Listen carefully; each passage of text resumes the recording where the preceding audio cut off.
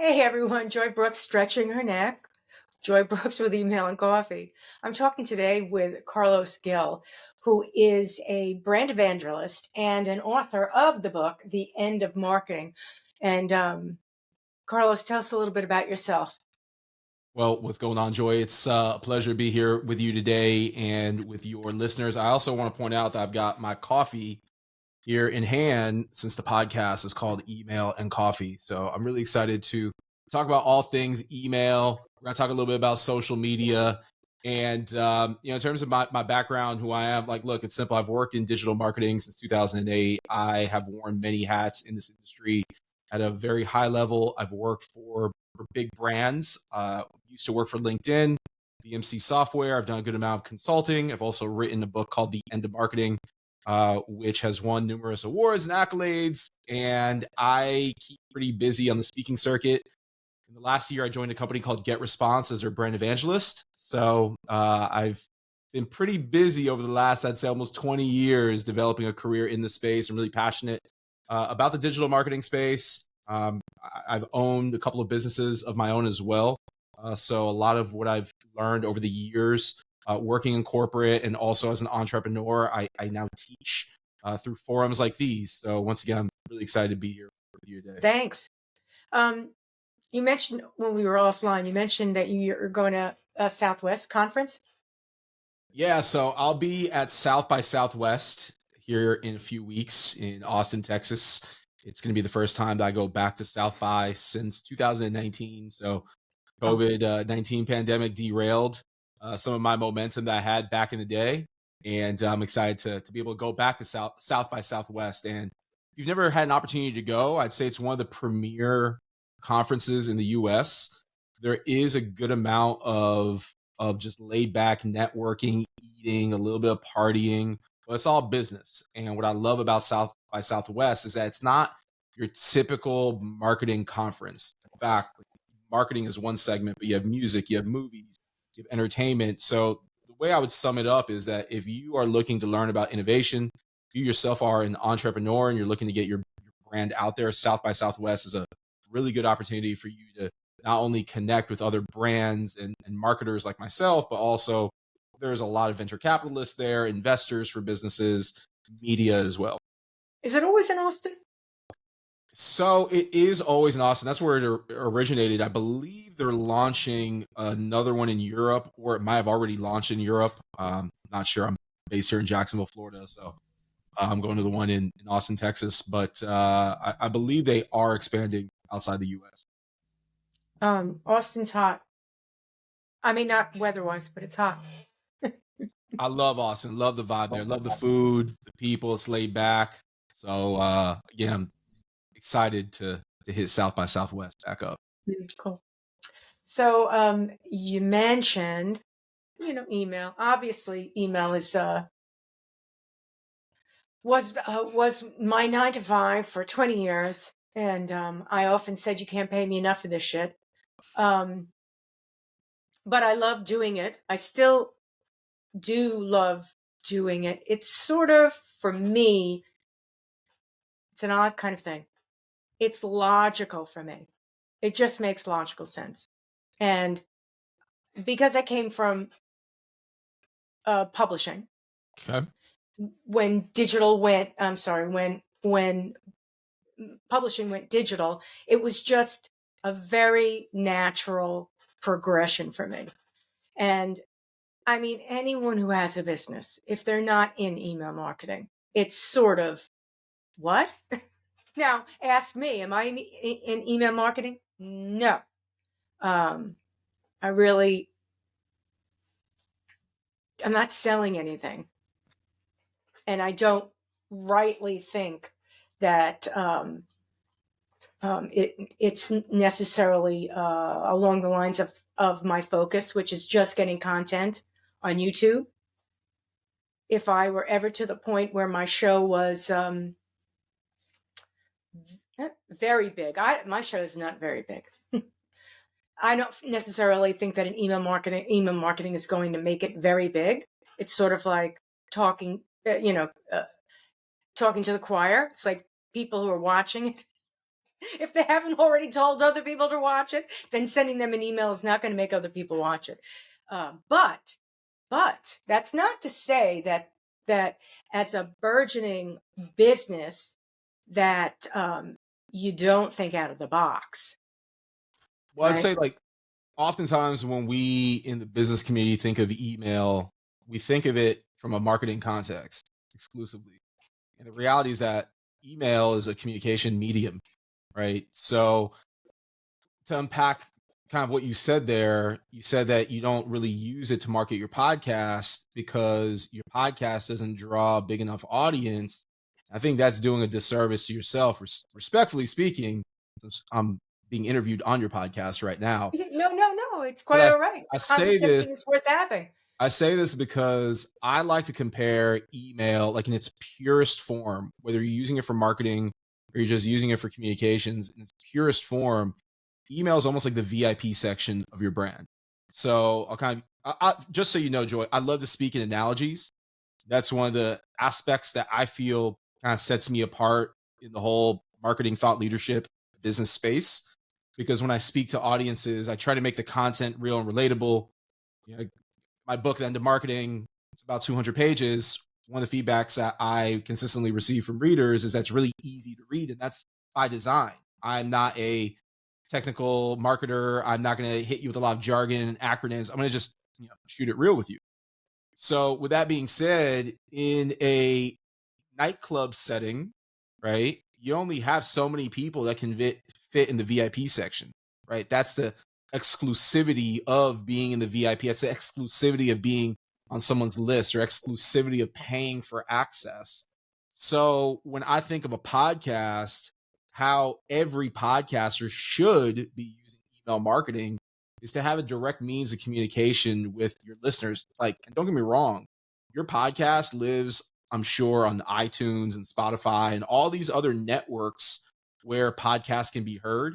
But unless you have a compelling enough episode or a compelling enough reason to get someone to subscribe and follow your podcast to get notified when an episode goes live, you really have no chance to reach it or engage that person, right? Whereas email gives you an opportunity that when an episode goes live, you can email them, email you, gives you a way to kind of cut through the social media noise, which is one of the things I really want to spend some time talking about because I come from the social media side of the business. But I say this because what I have consistently heard over the last year since stepping into my role is people downplaying email marketing, consistently This is saying what I that's just did, underrated. mind you. Right, This is you what I just did. did.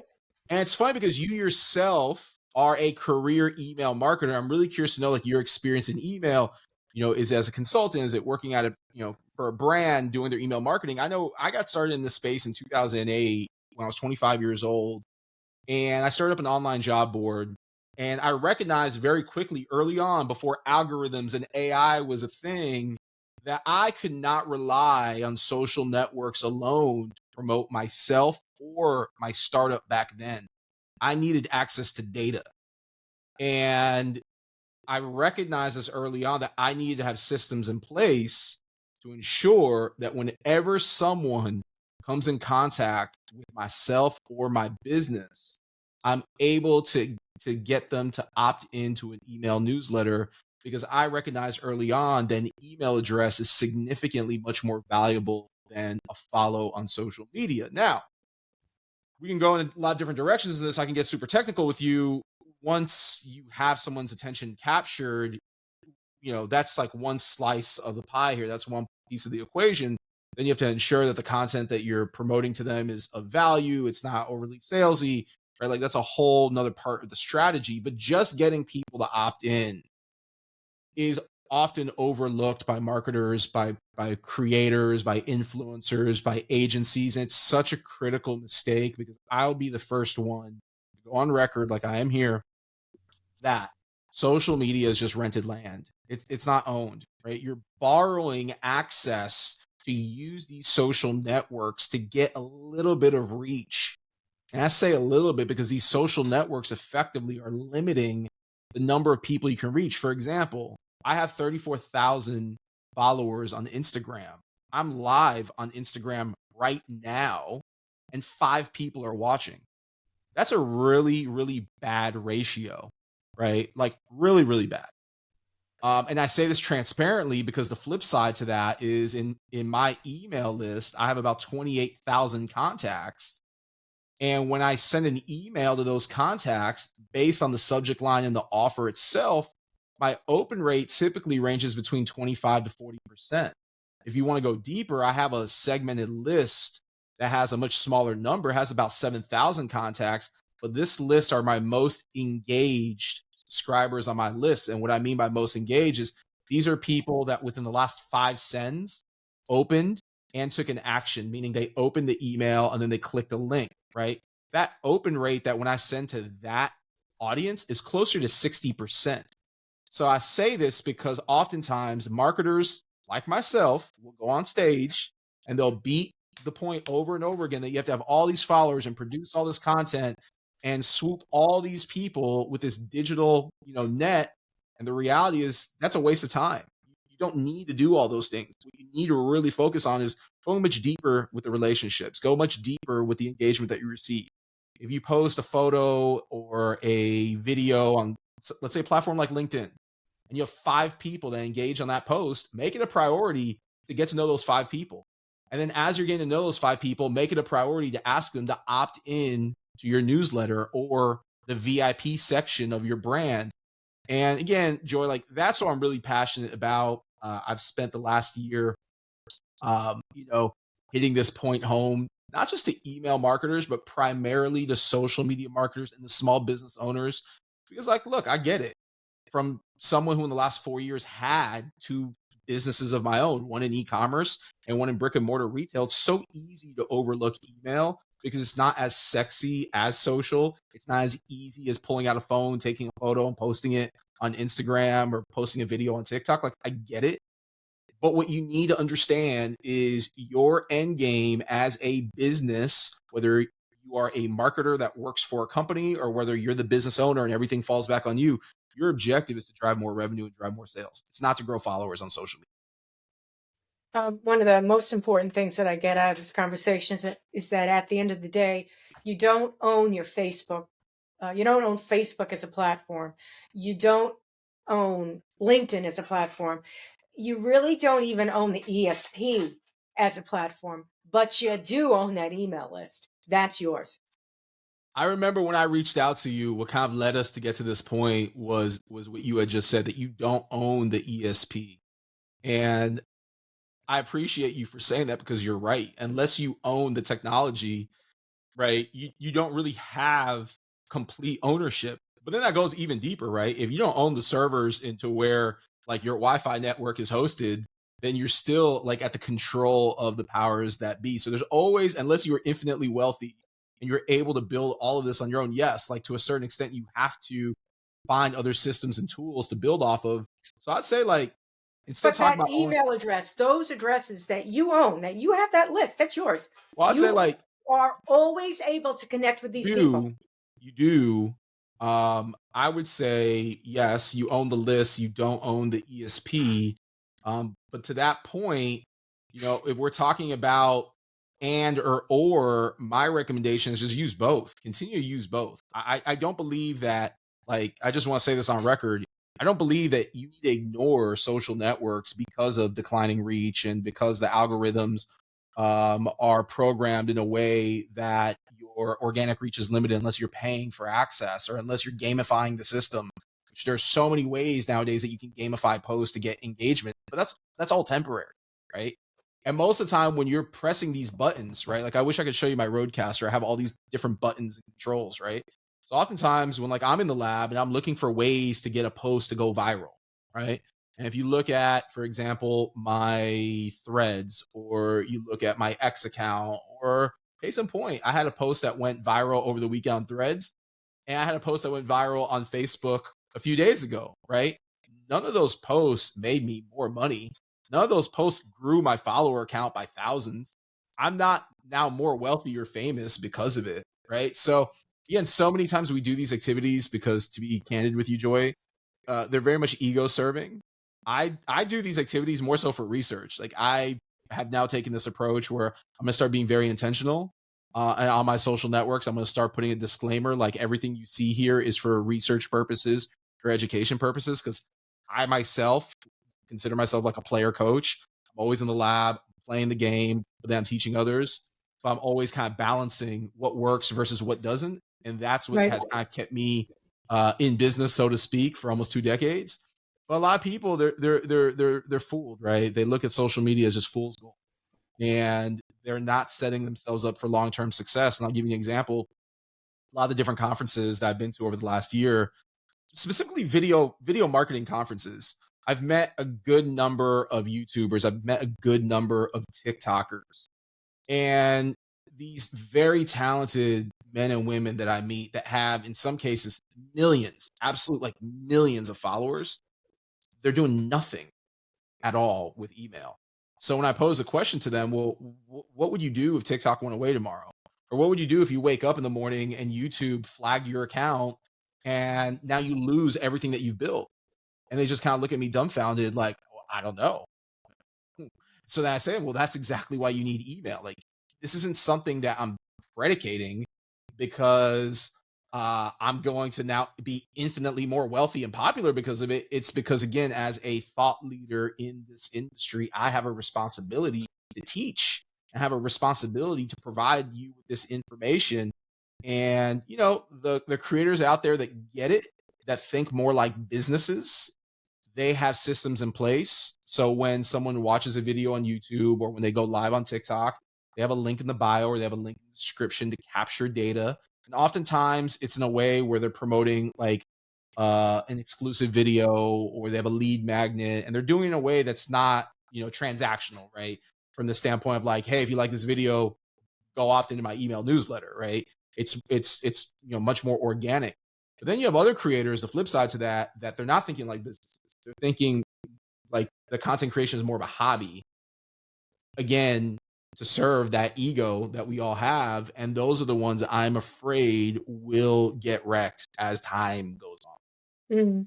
But I think, if you're in a business, any kind of business, um, one of my words all the time, people get disgusted when they hear it. It's always been strategy. So I do it on a 3, 6, 9 yearly basis. I always go, so what am I doing? Is it working? It's not working. Where am I going? So how do I go there? What do I want to do? And sometimes I drag my feet. I can honestly say I'll drag my feet. But the truth of the matter is you need a strategy, and that needs to play out in all of your um, external digital assets. And you need to be 100%. thinking, like, where am I going with this? Who am I? Where am I going? Where do I want to get to? Okay, is it a 6-month kind of concept? Okay, so let's see. I'll play around with that. Let's see if I can get there. But the point is that I I don't think most people think that way. They think knee jerk on social, right? The key that you the I'm key going to that you say said this is, now. I'm going to do this now. I'm going to, yeah. I'm at a restaurant. Let's take a picture at the restaurant. Let's put it on all my social. Like, who, excuse that, F out of me, who gives a shit?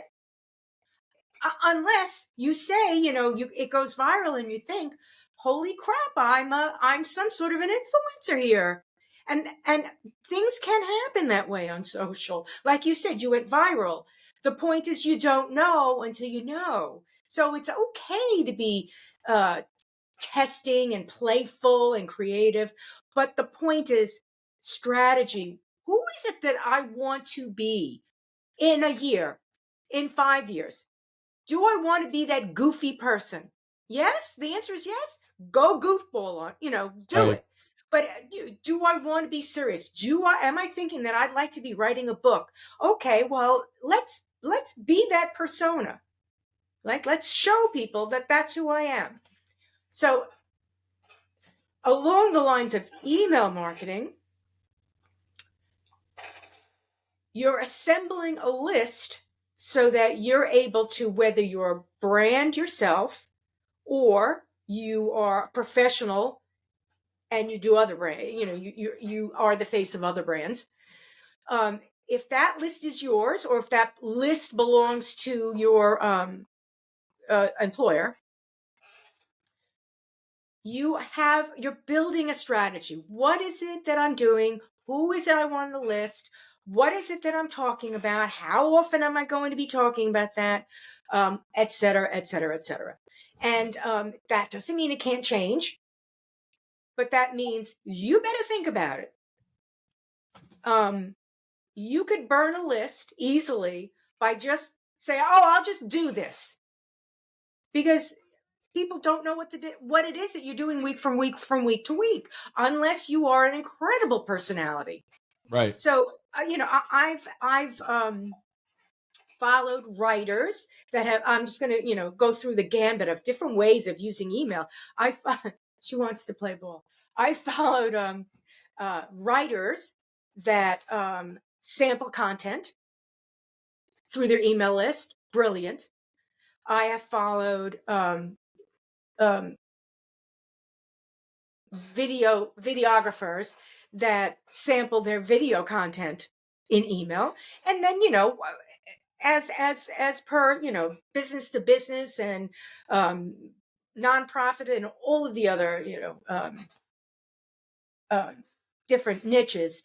The point of email is to do something with some amount of consistency and some amount of regularity so that your audience gets it, looks forward to it. Maybe they're not, for example, in the case of commerce, they're not buying a bathing suit every single month, but they love your bathing suits. And when it Right. comes time to buy the suit, for whatever reason, they're going to be there. So they're not engaging with every single email, but they love your stuff. They're going to be there. And that's the beauty of email.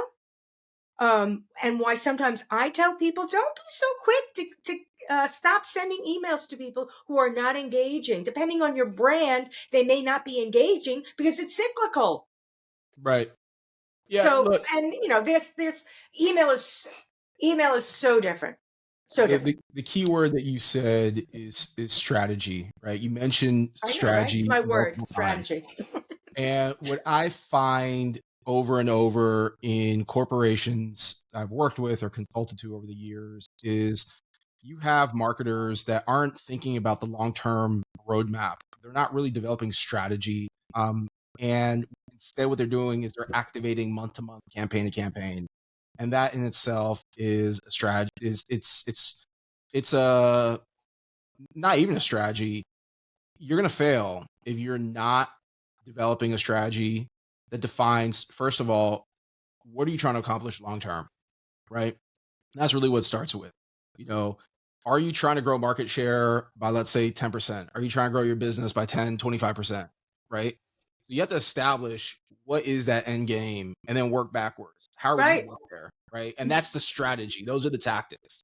Right. Oftentimes, when I've been hired throughout my career as a consultant on the social media side, I've been brought in as a pure strategist. I'm analyzing, right, the whole marketing tech stack, including email, including web, video, social, text, right? What are they doing right? What are they doing wrong? And then what I'll do is I'll go and I'll look at the top competitors for that brand, that client, and I'll analyze what are they doing great and where they're doing not so great. Obviously, we want to mimic what they're doing great, but that requires strategy. And strategy is much more than just a buzzword to say, well, here's the playbook or here's what the goals are. It's actually to a T, what are you going to do? And honestly, Joy, 9 times out of 10, most clients, most companies, most brands, they don't have 12 to 18 months to see a strategy play out. They're looking for immediate instant ROI. And that's a zero sum game. You're going to lose because your customers feel it. Your customers feel when you're trying to sell to them. Like I wrote this book, The End of Marketing, right? I'm going to hold it up. I wrote this book, The End of Marketing. It came out in 2019. And there's a line in this book that I've shared in my keynotes constantly over the last decade. And that's people don't want to be sold to, they want to be engaged. At the end of the day, nobody is going on social media or opening up their inbox with the intent of looking to buy something, right? Like, yes, there are some folks in the mix that they see an ad on Facebook or they see someone talking It's in about the something on TikTok, background, but people are right? looking to connect. But again, you have to go much deeper, right? So what I mean by deeper is the experience that a customer or a prospect has with your brand, whether you're a personal brand or whether you're a corporate brand, right? Let's just kind of start with that. If I'm constantly receiving an ad from a brand who's trying to sell me something, more than likely I'm either going to opt out because it's just overwhelming, or I'm going to delete your email and I'm never going to open it. And I think that's where a lot of brands, when they're starting to see decline open rates, even declining engagement rates on social, it's because you've conditioned your audience, no matter how big or small they are, that every time you show up in front of them, you're trying to sell them something. And that's not how the world works, right? Value, value, value, consistently hit people with value. And that comes in a number of ways. It can be in education, it can be in entertainment, it can be by showcasing reviews, it can be by asking your community for reviews, right? How like go ahead. That part of email marketing is, to me, it's almost like a no-brainer. But the problem is with people, and as you said, they don't.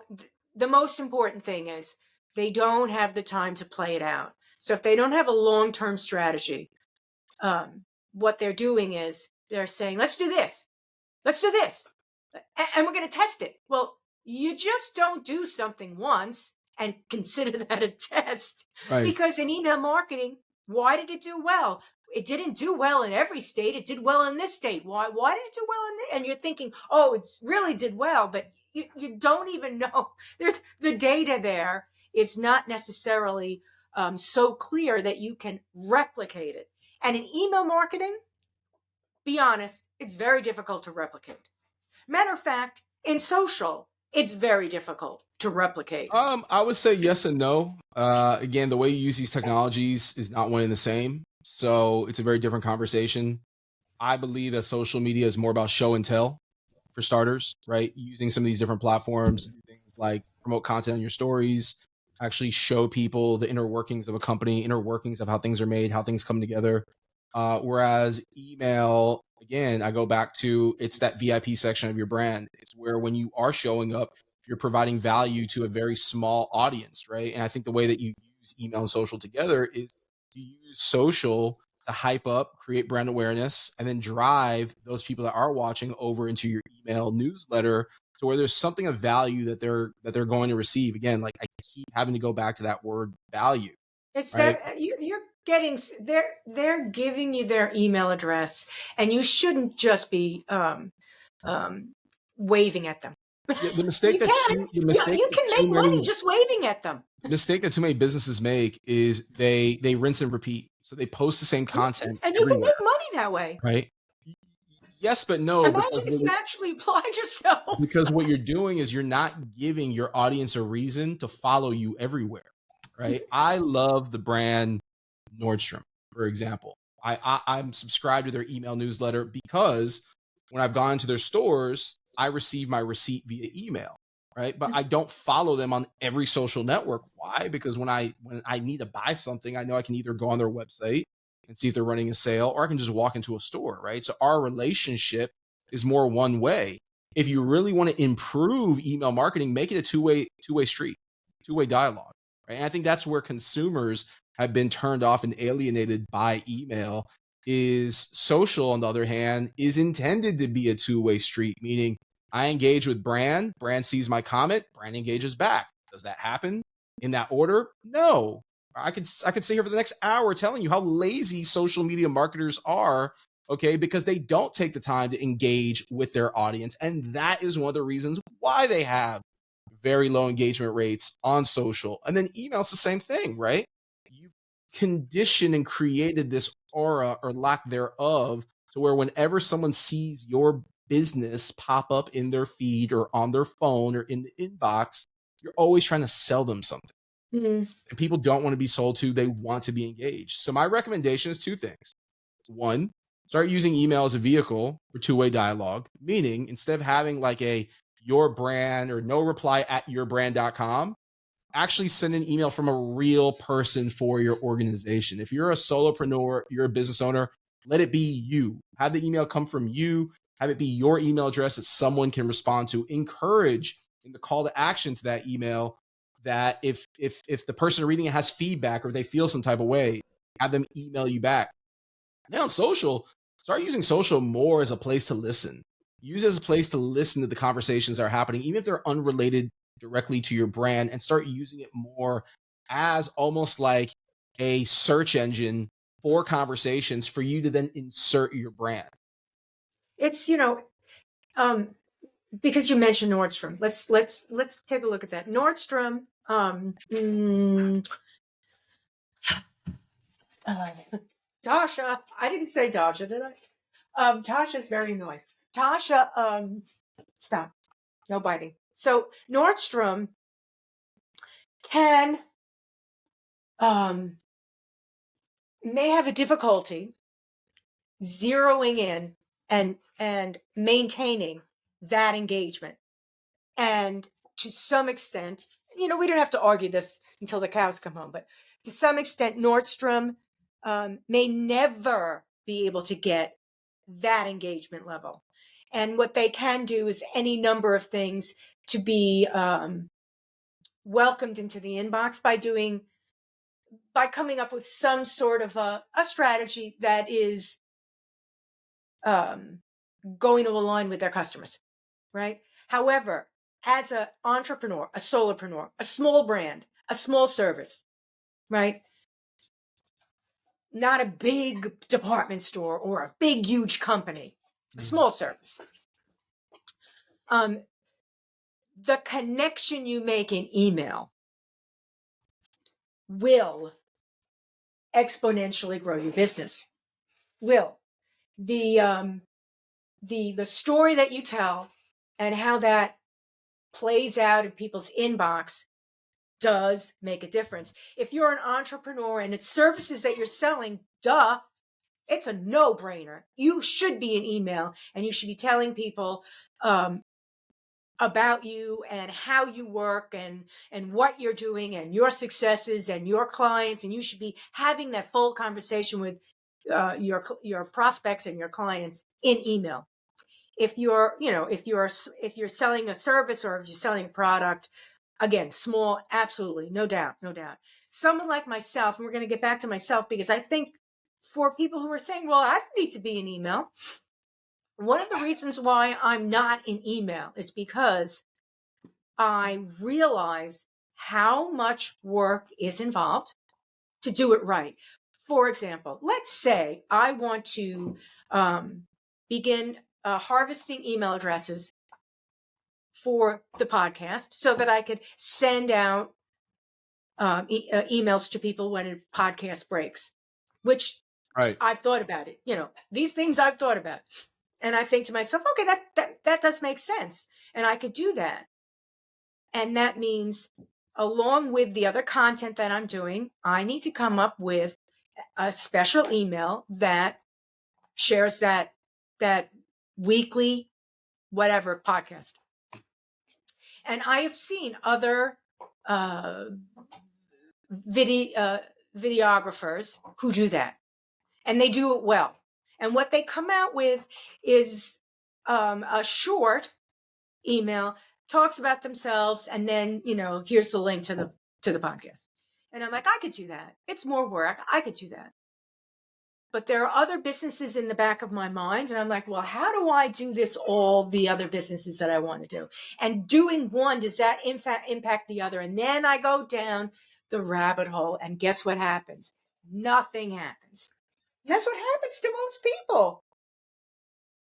They do have a focus, but for whatever reason, they're thinking that's not enough because I might be doing something else in here. And how do I? The point is, for most people, focus on a strategy that you're working on. In my case, let's pretend that you've and trust me, you have convinced me, because everybody does, that I should be doing email. So what I need to do is focus on getting those email addresses, because again, those email addresses are mine, and they're contacts that I can be in contact with forever, regardless of if MailChimp shuts me down because they decide that I'm spamming people, or if social decides she's not as popular as she once was and we're not distributing her feed, she's not in the algorithm, et cetera, I still have those email addresses. They're still mine. 100%. And guess I what? could go into Gmail and I could talk to these people, assuming that I've got a little bit of data. You could always go into your email service provider and pull data down. So now you 100%. know who's engaging with me over the year. And that's something, again, that email people don't realize. It's like they let their data play out. That data, you go find the people who are opening those emails and you go kiss them full on the mouth. You don't let them just hang out and those are your followers. I I have don't know about kissing my email subscribers on the mouth. I don't think my wife would appreciate that. But what I will say with is a mask on. something Whatever. I'm something merely saying you ought to know who your followers are. something I picked up on that you said, a couple things there to unpack was one, focus. And I agree with you 110%. A lot of folks in their mind, they've already envisioned what the end game looks like, right? Oh, I want to be successful. I want to have an exit. I want to make all this money, right? It's Right. always transactional based of where they envision going in their life or their business or their career. The hardest thing is to get there, right? Now, when you have a strategy, the strategy is your roadmap or your playbook to get there, right? But if you are challenged or pressed for time, like all of us are, right? Because you either have a business and that business is your focus, or you have a job and you have to kind of wrangle your hours. So you're kind of working on nights and weekends. And combined with that, you have a family and you're married and you have kids, right? Then your disposable time is less and less. Now, what I will say is that to counter that argument, technology, specifically AI, has made it easier than ever. Like, I wish, going back to 25-year-old Carlos, when I got started in this game of social media marketing, I wish ChatGPT existed. If ChatGPT and AI existed back then, I guarantee you I would be a lot more famous than I am. I don't even want to say I'm wealthy, but I would be significantly more successful, right, than I've been able to bootstrap in almost 20 years without relying on these technologies, right? AI is the ultimate cheat code, right? And it is a cheat code and it should be used, right? Like, I will say that on record Silent partner. because it's your agency, it's your partner, it's your copywriter, it's your strategist, right? There's no excuse why anybody today, I don't care what sort of business you have, there's no excuse why anybody should be cranking out more content via email and social and text, right? Because you have these tools that can do it for you. It's never been easier. And yes, for the marketer that's either watching this or listening to this saying, yeah, but that's not authentic, F it. It is a tool for you to use.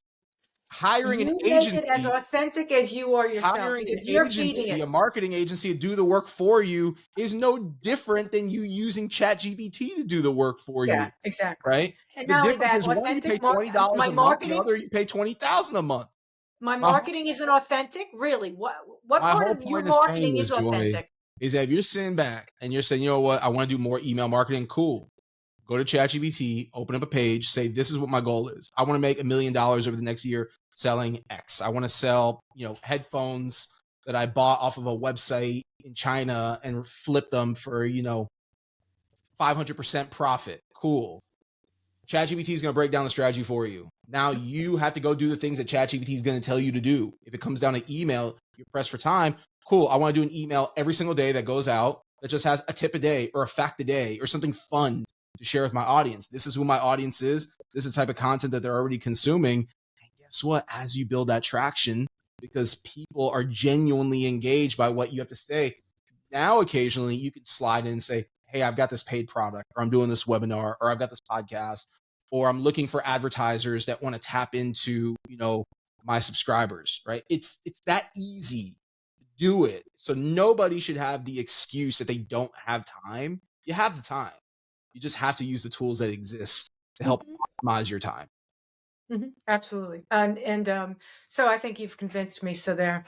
Good. Progress made. don't be surprised, my LinkedIn crew to start seeing me saying, "Hey, subscribe down here." No, I've never um, used. Let me just interject real quick because I Yeah, want to I want to kind of keep going on this. Like I've got this thought, right? And yeah. this is for all 5 people watching here on Instagram Live. I see you. And for those that are listening here with Joy and I on Email and Coffee. So I was on a flight recently from Salt Lake City back here to Florida where I live. And I sat next to a guy that he's in real estate in Montana. And, like any other flight, we start talking about what we do. I tell him I work in marketing. He asked me right away if I do anything with AI. I was like, yeah, I use ChatGPT and just get the very surface level with him. So we start getting into these conversations about ChatGPT, and he actually put me onto tasks with ChatGPT. And I've been using this for 2 weeks now, and it is a complete game changer Mhm. because you can program ChatGPT at a certain time every day to send you anything that you want to send you. So in my case, transparently speaking, I have it send me at 7 in the morning every morning 5 podcasts in marketing with a link to where I apply to speak on their podcast. 5 conferences that have a call for speakers with a link on where to apply, right? I can also program tasks if I want to have copy for an email or for a newsletter or for a tip of the day. It's that simple, right? So again, like I just in the last 2 weeks, I'm the first one to humbly admit, would I consider myself an expert level in these tools? Sure, but I'm always learning new things. And this is an example of in the last 2 weeks I learned something that's highly valuable. Yeah, people are fighting AI. They need to stop fighting it, and they need to realize that in 5 years, it's going to take most of the jobs, but you're going to need to know how to use AI, and in that case, you'll be hired. Like AI is not going to run by itself. Yeah, Somebody's if going to need you're to the tell conductor, AI, here's the project, here's the goal, do these 5 things. Oh, this is good, but this one's not good. Go back and forth with AI until you have a plan. So it's going to need creativity. In 10, 15 years, maybe not. But in 5 years, yes, it still will need you. It's just simply like this. I can't get a job if I don't know Excel or Word. I can't get a job. Oh, you don't know how to use a word processor? Excuse me. I don't know how to use the internet. You're not going to get a job. So right? don't fight with AI on that level. You shouldn't. It's a tool. 100%. Yes, it's going to take over. Yes. Yes.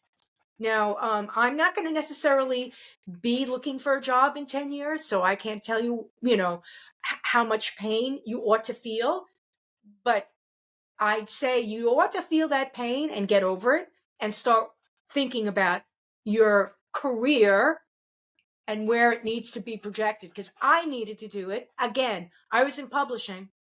I saw the writing on the wall. I Right. said, I can't do this print publishing anymore. It's not going to be there. There's going to be no jobs for me. I could cry, but I went into digital. And Right. that was the end of that. And that's what people need to do. You can't stop innovation. I mean, we used words like, oh, you need to be disruptive. Well, guess what AI is? As disruptive as you can get. But it's a Yeah. great tool. You're not gonna be able to do anything to stop the train, and the train's moving fast. But you have the option Very. to either get on the train or stay off of it. Right. At Mhm. the end of the day, I agree with you 110%. Those professionals that are adopting these technologies at their early stages, you are essentially guaranteeing that you're going to have a job or be at the forefront and be someone that people look to over the next decade. It's no different than social, right? Yep. I saw early on 2008 social media for what it was. It was a gold mine at the time. It was almost like the gold rush. It's a gold mine at the time to reach people. So what did I do? I went out, I built a brand for myself, built connections, started a business, and then used social media to grow that business. And I grew that business through connections and by creating a lot of noise. and creating a lot of content, right? That formula hasn't necessarily changed. What's happened though is social media has become infinitely noisier in 2025 than it was in 2008. But my whole point saying this is that because I was an early adopter of these technologies early on in my career, when I was in my 20s, people were hiring me to teach them the way. So now, if you are the one that's learning how to get the most out of these platforms, you are doing the same thing that I did almost 20 years ago. And that is, you are the thought leader that people will pay to teach them the way. Mhm. And social as a difference to email marketing, because email marketing is not a knee-jerk reaction. Like, you really need to think about it. Yeah, sure. You could create, you can create crap and hit the button and send it to, a million people. It takes at least 20 minutes to an hour to do that. But it takes 5 seconds to be a jerk on social. And It's true. uh, Someone's asking me because here on it's Instagram so Live. noisy. Someone's asking me here on Instagram Live, what is the name of the podcast? So the name of the podcast is Email and Coffee. It's not my podcast. I am a guest. The host of the podcast, her name is Joy Brooks, and that's Joy, Joi, is how it's spelled. And she is a OG email marketer. And I'm giving you your flowers now, Joy. I hope that's okay. I'm taking them. So we got connected through LinkedIn. I did a search for email marketing podcasts, and Joy's name came up because, again, she has Email and Coffee podcast in her profile. So really good SEO. And that's how we connected. So I sent her a cold pitch, said, I want to come on your show. I want to talk about owned versus rented land. She actually hit me back with a curveball and said, well, email is not really owned because you don't own the ESP. I said, dang, that's actually a really good point. I never thought about it like that. And we hopped on almost like a pre-call, which could have been a podcast in itself, but here we are. I just want to give you your flowers, Joy, for those that are watching here. I love these conversations, and look, these are conversations that they need to happen and be had more often. Since I joined GetResponse a year ago, I've gone to these email marketing conferences, and a lot of the content that's being talked about feels very outdated and antiquated because it's email marketers speaking to other email marketers about things like open rates and GDPR and all of this content, which I'm sure is valuable for a core email marketer, but we really need to broaden up the conversation and have conversations of where does email really fit into the marketing tech stack today.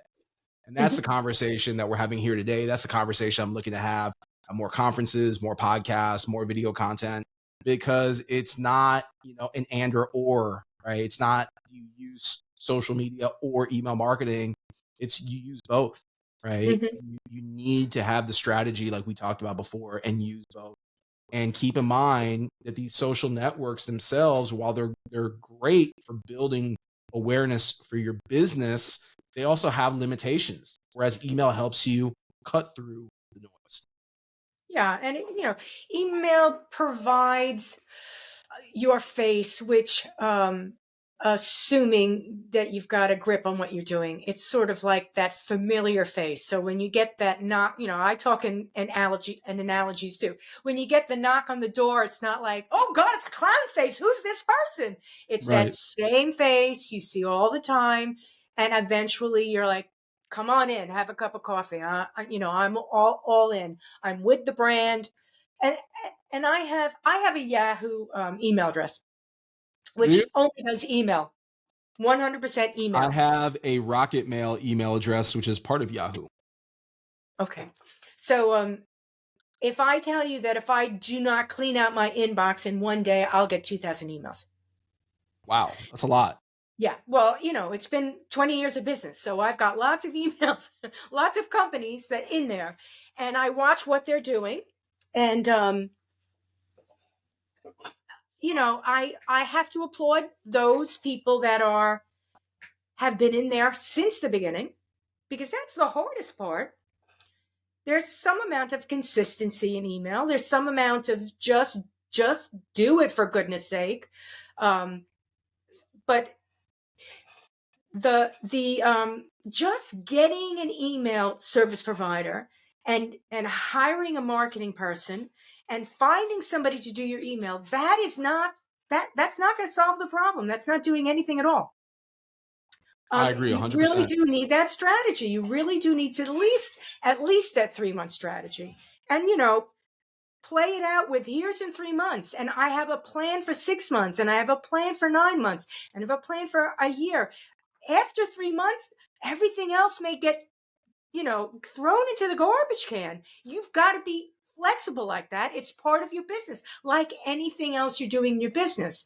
The social aspect of your business, that the social tech stack is completely different than your email. Although it can weave its way in and out, um, you don't necessarily want to be that friendly face in social that you do want to be in their inbox. You're solving their problems in the inbox, but what you're Absolutely. doing on social is you're showing your personality.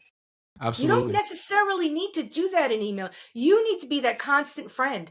I disagree though. You can be. I'll push back. I'll push back Okay. on you on that. I do believe that you need to showcase personality in email because again, it's a marketing channel. So your voice on social should align 100% with your voice on email, just like your voice on text. Right. So Showcase your creativity. You need to use your creativity in email in such a different way than you would if you were sending out snail mail that's fair. or posting on LinkedIn, posting Facebook, et cetera, et cetera, et cetera. You know, creating videos, all of these things.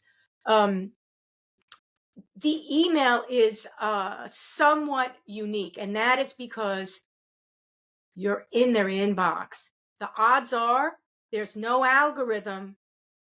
It can happen. It's called Mhm. block list. But there is no algorithm that's going to shut you out of their inbox. So the odds are you're getting in their inbox when you're not getting into their social feeds. Right. If I haven't bought a bathing suit in 6 months, I'm not going to see them anymore. But the minute I talk, I wouldn't be surprised if I go to Facebook and I get all these The bathing flip suit side ads. to that, though, the flip side to that that a lot of folks don't talk about is that you can still use emails for social ad targeting, right? Oh, So yes. Yes. so that's another part of the strategy, right? Going back to that word strategy that you need to keep in mind is if you have an email list of, let's say, even if it's 1,000 email addresses, you can upload those emails into your Meta Business Manager, and now you can run ads to those folks from your social accounts, which is a way to get back on the radar. And the beauty of it is you can also go one step further. You can create lookalike audiences as well. So now you can reach people that have a higher likelihood to buy from your brand because they fit the profile of your email subscribers. Yeah, getting into the data geek side of email is also something that people don't do. So doing the data appends and all of these different things where, now you've got your email team um, going into the data, discovering saturations and finding some sort of a benchmark and deciding that benchmark. So now we're going to create those smaller emails where it only applies to this set of people because there's a benchmark where we can actually profit off of this or get more information out. But you just don't you can't segment like that infinitesimally. Right. We're only going to talk about people who bought brown shoes. Okay, so we're going to send out an email about brown shoes. We can't do that. But if you're finding that suddenly brown shoes are the biggest thing since sliced bread, then maybe there's something there. But if you're not looking at your data, you don't find those odd trends. Right. And it's difficult to do that. Most of the time, you've got a marketing person that's doing social, that's doing events, that's Hmm. doing email. And basically, if they can get it out the door, they're happy. And if they can Right. show a monthly report that they made any impact on revenue, they still have a job in 6 months. Right. And these are the realistic problems of having a job in marketing, keeping the job in marketing, and then actually impacting the bottom line is sometimes it You're doesn't speaking the happen. story of my life. Getting the job in marketing is the easy part. It's keeping the Mhm. job in marketing because you have to wrestle the politics of executive leaders that aren't in the weeds every single day doing the things that they're asking you to do. So it's a constant wrestling match to let them know, Mr. or Mrs. CMO, CEO, whomever, like, hey, like you hired me to be the expert. Let me be the expert. Let me show you at least we're making incremental progress. But like, look, Rome wasn't built in a day, right? If you've been slacking on your marketing, you're not gonna be able to turn the ship around, right? In a week, in a month. It takes time to build, Takes time. right? It takes And then time. sometimes they don't have time. They'll give you 6 months and they'll give you a review and you'll be out the door. Right. And then they'll revolve that door and they'll get nowhere. And Correct. every Well, 6 months, the brand looks different. they'll keep hiring someone with the hope that that person will have like the magic ingredient to turn things around. And like spoiler alert, there is no magic ingredient. There is no There is no silver magic bullet. ingredient. It's time. It's time. It's relationship building. It's shaking hands. It's consistency. Right. And that's just business 101. Right. Mm-hmm. I've taken on a lot of project work throughout the years, turned down a lot of project work throughout the years. And one of the kind of qualifying questions that I find myself asking a lot is like, what are your expectations? Right. And if I hear from a potential client that, oh, like we're looking to turn things around in 3 months, to me, that's a red flag. And I typically don't take the gig because now I know I'm really not going to be able to deliver what it is that they're asking. Now, can I create a business strategy or a plan to articulate and show you like, all right, like here's how we're going to take like baby steps and then how we're going to like, you know, run and sprint towards some of these goals? Absolutely. But still is going to take time. Mm-hmm. Yeah, I have over the years I have tried to be that aggressive email marketer that explains this to marketing. And to be very honest, I have totally given up. And I Have you? work in, yeah, yeah. I work in a very small bubble whereby um, the specialist part of me means I drill down into a task. What do you want me to do? Okay, so you need me to do Salesforce marketing, AMP script emails. Okay, okay, and that way I know I can look at my progress and go, I've completed my task, right? But if somebody says to me, I need you to come on board to lift sales 25%, I'm not doing it because you're going to fight me the whole way down. You're not going to listen to me. Right. And in the long run, it's not going to happen because you can't do that. Right. You can't, email's not going to do that. Email is a consistent channel. None of these channels are going to lift you into paradise. Correct. I mean, in the days of television commercials, um, you might be able to accomplish that. Right. However, you cannot necessarily accomplish that today because there's so much noise. Right. So I might see a commercial on television and say, this is great. I'm going to go look them up. I'm going to go online. I'm going to type in the brand name. I'm going to look at the brand name and something's going to happen. And I'm going to end up on a lookalike site with a lookalike product in about 15 minutes Right. and buy nothing because I'm too confused. And I'd say this is the state of affairs we're in. Where if I say to myself, no, I really need this, I'm going to go to a diehard brand and I'm going to purchase it. Period. The end. No looking around. I'm just, I need a pair of sneakers. Skechers make sneakers. I'm going to Skechers, either get in my car and go to the store or go online, whatever it is, and I'm getting the damn sneakers. Done. Right. Or I need You're sneakers, getting the but I damn don't know what sneakers. kind. I'm not really sure. Odds are you're not buying sneakers that day because you're just going to go around. How about these? Let's go to DSW. Right. Oh, what about these? These are too expensive. You're doing the damn thing. Right. So, I mean, so that, so that I've always tried to explain to marketing departments, you've got to come at this as a consumer. And if you're not thinking 100%. like a consumer, you're really not going to make those leaps and bounds because you really don't know which demographic you're serving. 100%. Oh, we serve women, or oh, we only serve men. Well, who buys for men? Women. Okay. Oh, we only serve women. Well, guess what? Who sometimes buys for women? Men. So don't be so, we only serve this demographic. You don't know until you know. And then the other thing is you're damn sure that it's a female product and you only are, it's such a personal brand that you're only selling to women, but then you take a look and you're like, it's an odd, suddenly it's an odd group of women that we're supposed to be selling to 25 to 30, to 40-year-olds, and we're selling to grandmothers. Where did that come in? Right. And now you've got a whole different message. You never know. You never know what you're doing. And that's the fun. That's why I love email marketing. That is why I love it. And I come back because the challenge is always there. And you have to take the challenge.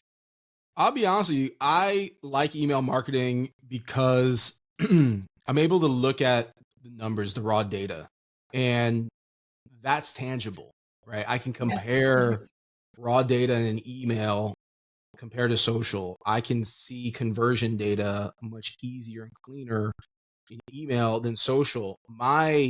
Again, going back to why I reached out to you in the first place, my call out though is you cannot do email in a silo, just like you cannot do social media in a silo. You need to do both of them in unison. And look, we haven't even gotten into SMS. Maybe that'll be part 2 of another podcast with you, but that's another like tool in your arsenal is SMS also. The name of the game here is revenue. It's driving revenue, right? That should be your ultimate end game, but how you get there is not linear, right? So if there's anything I can leave your audience with is just that, right? Your objective is you need to push all the buttons you can to build a community, to get a community engaged, to ultimately get that community to be the ones that promote you out, right? User generated content, employee advocacy, like these are all, without getting too far off the beaten path, these are all strategies as a business you could be implementing, working with influencers, right? But my whole point in saying this is that there's no linear path to doing any of this stuff. It takes time. Yeah.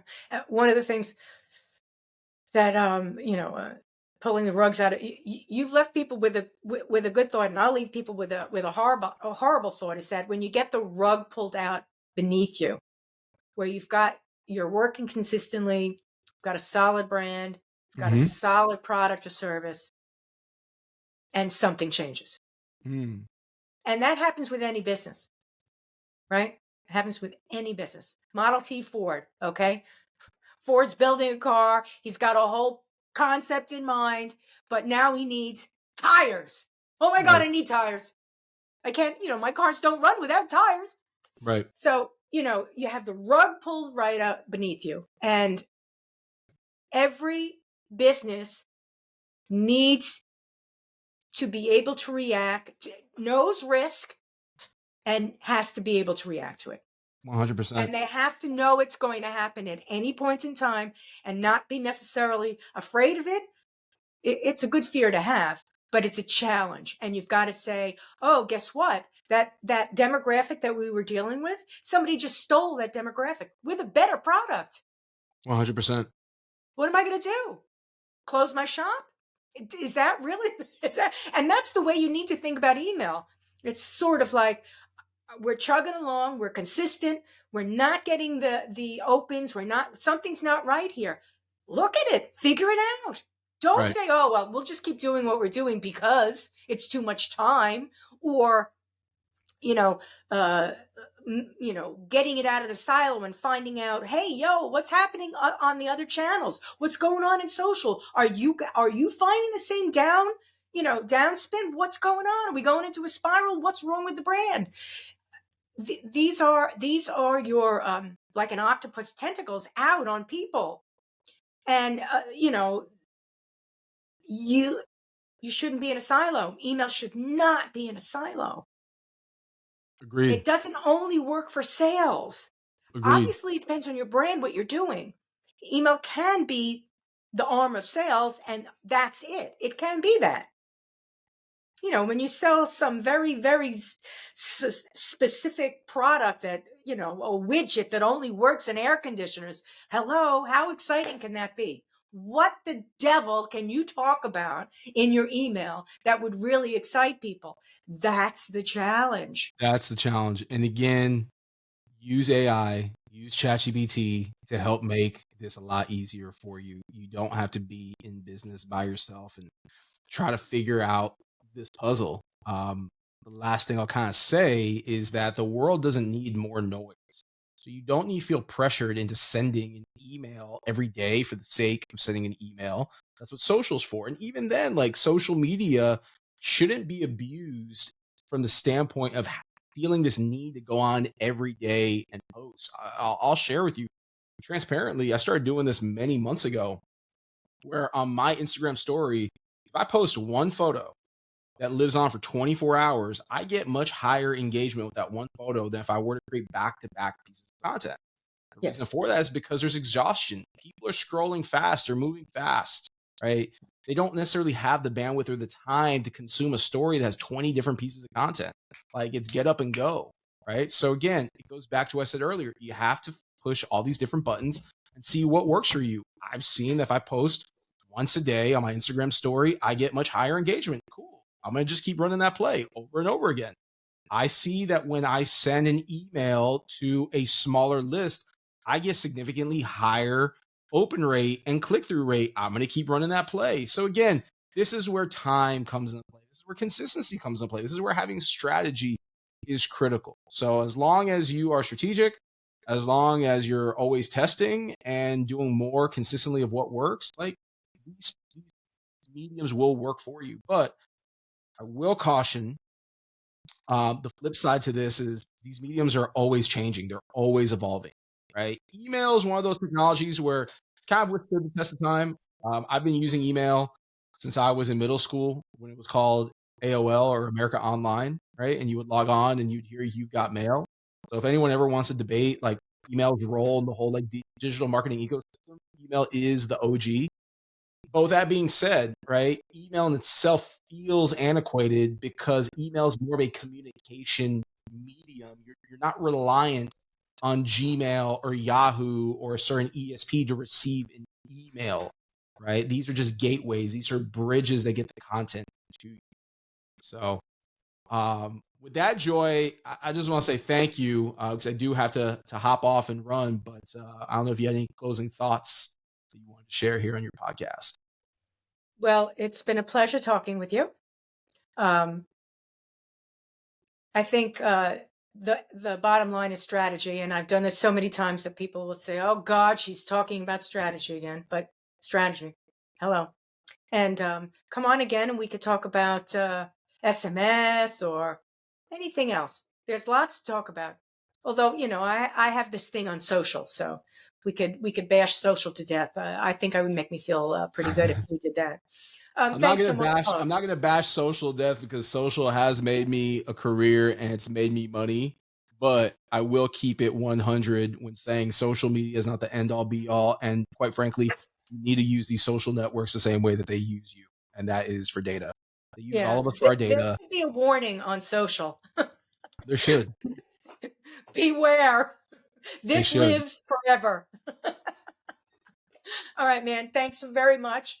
Go see him at South by Southwest in Austin. When will that be? Uh, March 8th Okay, cool. through I hope 13th. people go and see you. And thanks so much for being on the show. All right, Joy. Thanks for having me on. Take care. Take care. That's a wrap, boys and girls.